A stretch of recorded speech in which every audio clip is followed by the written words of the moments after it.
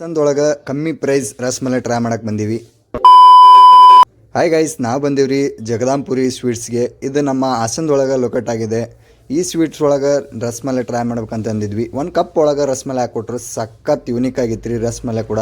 ನಾವು ಕೂಡ ತೊಗೊಂಡು ಅಂಗಡಿಯೆಲ್ಲ ನೋಡಿದ್ವಿ. ಕಸ್ಟಮರ್ ಕೂಡ ಸಿಕ್ಕಾಬಟ್ಟೆ ಇತ್ತು. ರಸಮಲೈ ಕೂಡ ಟ್ರೈ ಮಾಡಿದ್ವಿ.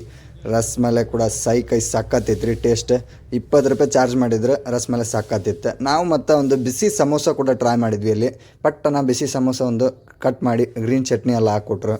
ಅದು ಮಾತ್ರ ಯೂನಿಕ್ಕಾಗಿ ಸಖತ್ತಿತ್ತು ರೀ. ಟೇಸ್ಟೂ ಅಷ್ಟು ಸಖತ್ತಿತ್ತು.